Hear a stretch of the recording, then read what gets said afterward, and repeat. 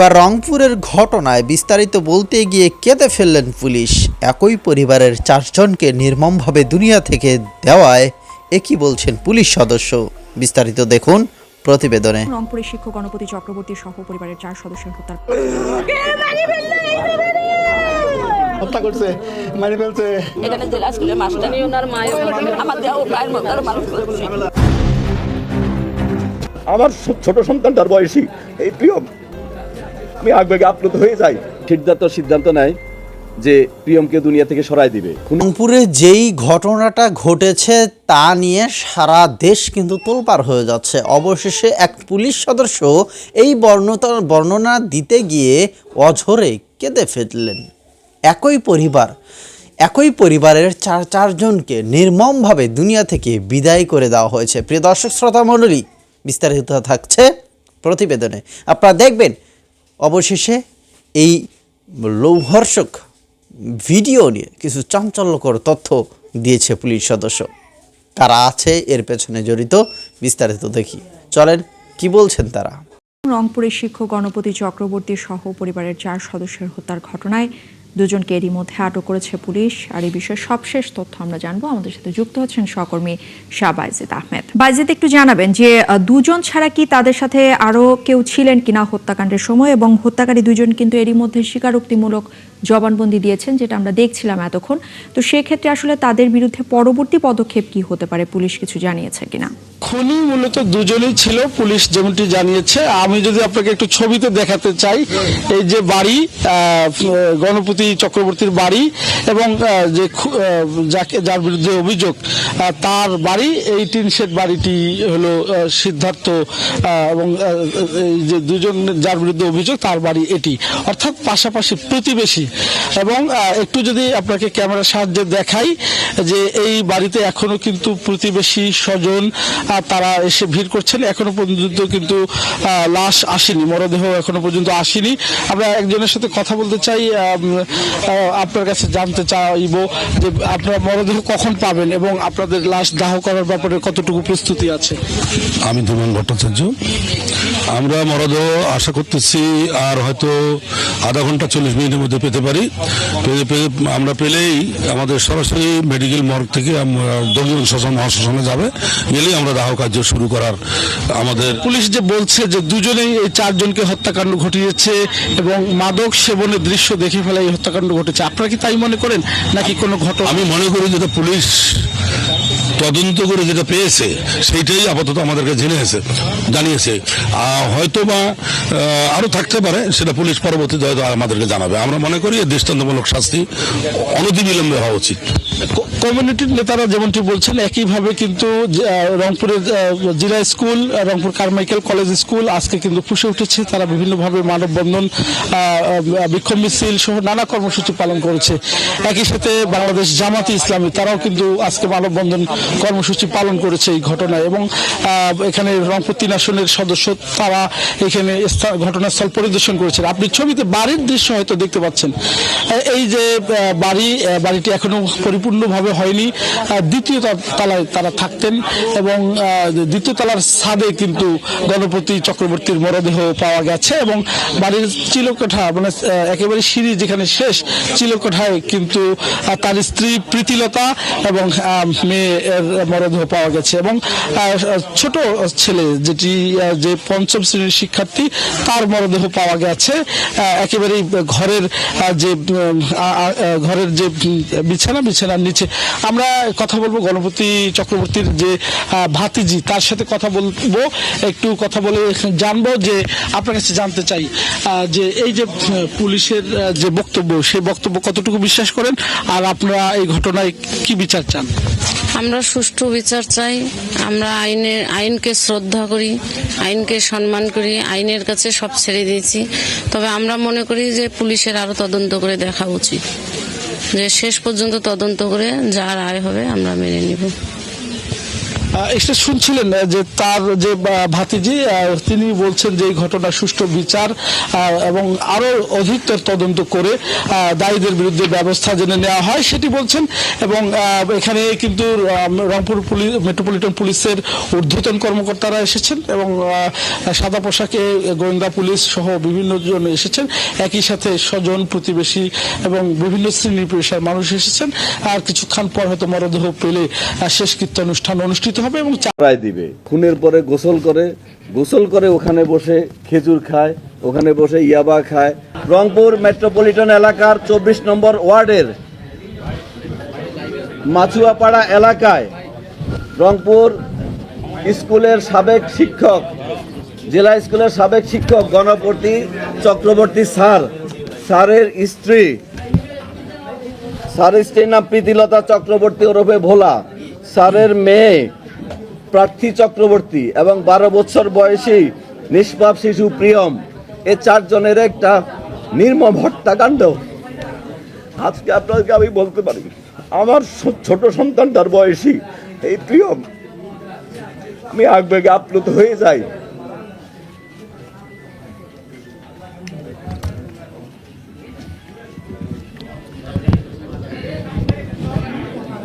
এই হত্যাকাণ্ডের পরে আমাদের রংপুর মেট্রোপলিটন পুলিশ, আমাদের সিআইডি টিম, এখানে সুমিত আছেন, আমাদের ডিবির নরেশ, আমাদের এডিশনাল কমিশনার নরেশ আছেন, আমাদের সনাতন ডিবির টিম সহ আমাদের পুলিশের সকল সংস্থা, গোয়েন্দা সংস্থা, মিডিয়া কর্মী, সমাজকর্মী সকলের সম্মিলিত প্রচেষ্টায় আমরা অত্যন্ত অল্প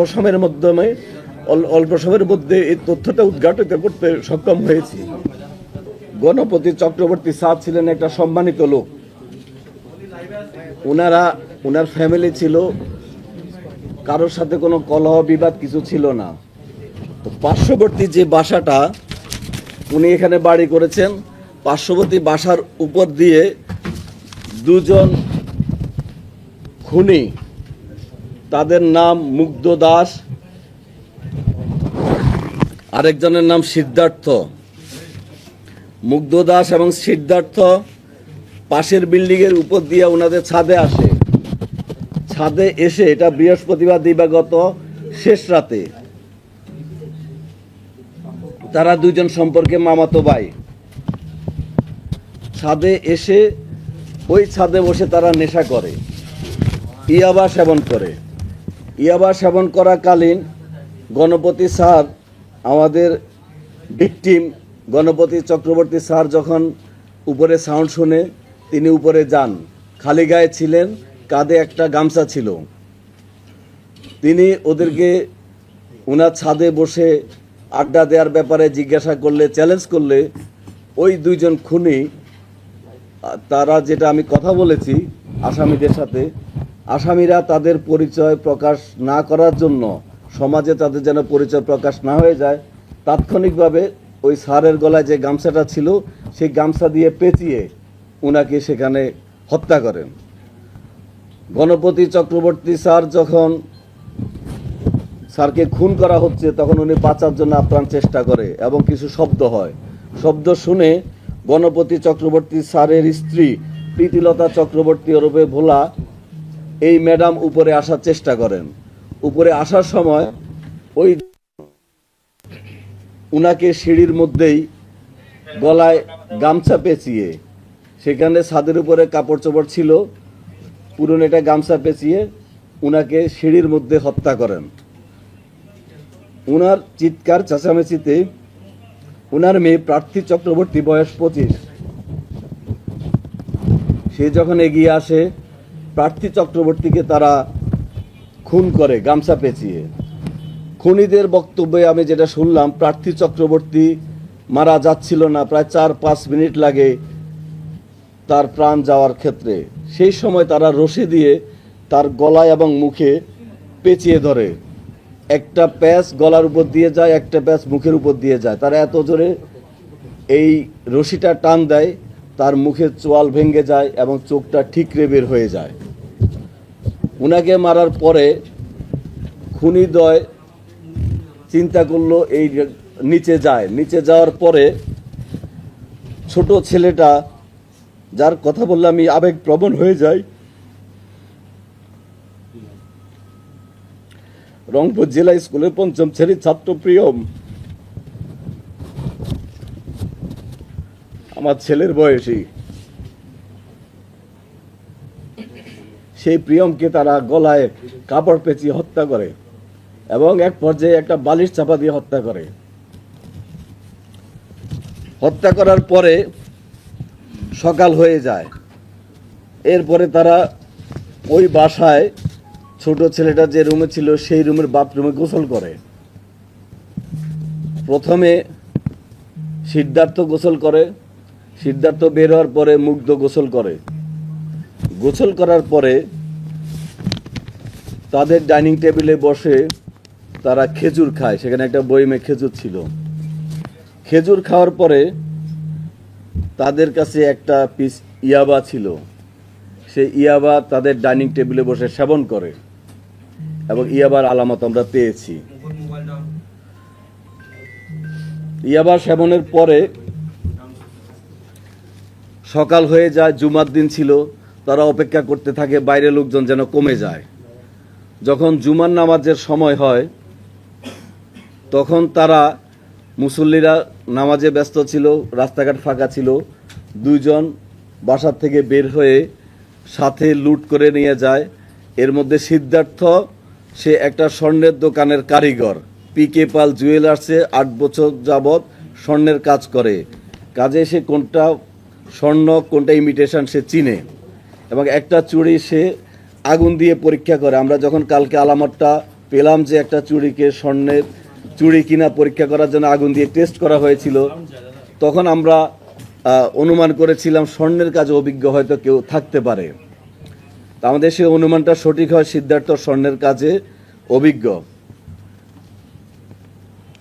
তারপরে তারা এই ঘটনাকে ডাকাতি বলে যেন পুলিশ মনে করে, সেজন্য তারা ইচ্ছাকৃতভাবে জিনিসপত্র এলোমেলো করে, অর্থাৎ তদন্তকে ভিন্ন খাতে প্রবাহিত করার জন্য ইচ্ছাকৃতভাবে এটা করে। দুপুরের দিকে তারা এখান থেকে বের হয়ে যায়। বের হয়ে যাওয়ার আগে সেই বাসায় 2টা ফোন ছিল। ফোনগুলো তারা ডিটারজেন্ট দিয়ে বালতিতে ভিজিয়ে রাখে, ফোনে যেন কোনো ফিঙ্গারপ্রিন্ট না থাকে। তারা বলেছে তাদের স্বীকারোক্তি অনুযায়ী ফিঙ্গারপ্রিন্ট যেন না থাকে, সেই উদ্দেশ্যে তারা এটা পানিতে ভিজিয়ে রাখে।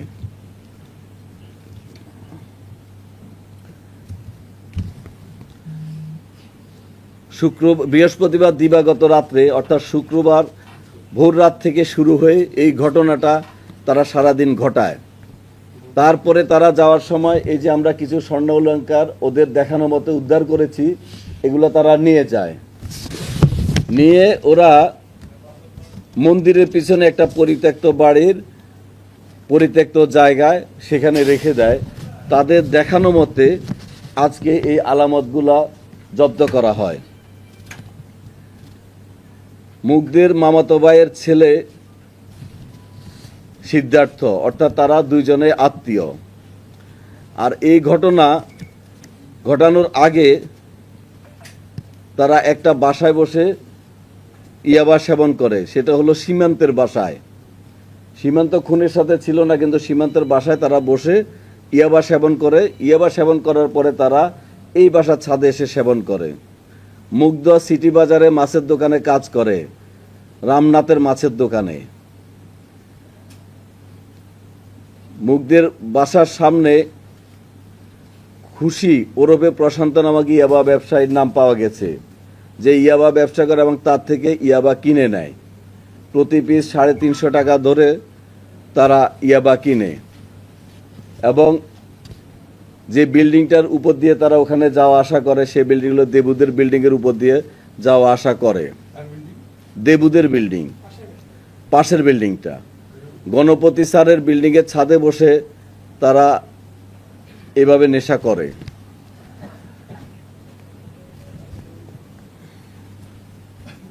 স্যারের ওয়াইফকে তারা কাকি বলে সম্বোধন করত। তো ছোট ছেলেটাকে মারার কারণ হলো সিদ্ধার্থের একটা ছোট ভাই আছে অপূর্ব।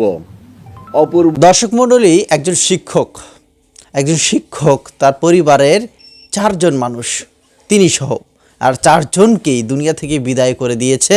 এবং সেইখানে সেই লোক তারা গোসল করেছে, তারপরে মাদক সেবন করেছে, এরপরে বাসা থেকে বের হয়ে গেছে। এবং সেইখানে কিভাবে তারা 4 জনকে নির্মমভাবে পৃথিবী থেকে বিদায় করে দিয়েছে, যেটা খুবই নির্মমভাবে এই কাণ্ডটা ঘটিয়েছে। যাই হোক, ওগুলো এখন নিয়ে সোশ্যাল মিডিয়াতে ব্যাপক পরিমাণে তোলপাড় হচ্ছে। অবশেষে কিন্তু আবার 2 জনকে গ্রেফতার করা হয়েছে। এদেরকে ফাঁসি দিতে হবে, চরমভাবে কষ্ট দিয়ে তাদেরকে ফাঁসি দিতে হবে। এদের বাঁচার কোনো অধিকার নাই, এরা মানুষ না, মানুষ নামের পশু। যাই হোক প্রিয় দর্শক, লিখবেন আপনাদের মন্তব্যগুলো। অবশ্যই এই নিউজটা হয়তোবা আরও 2-1 দিন থাকবে, ধুমধাম থাকবে, তারপরে হয়তোবা নিভেও যেতে পারে। তবে আমরা বলবো রংপুরের এই ঘটনাটাকে যেন ছোট করে না দেখা হয়। আপনারা বেশি বেশি করে শেয়ার করবেন এবং এইটা সারা দুনিয়াতে ছড়িয়ে দেওয়ার চেষ্টা করবেন। এটার বিচার যেন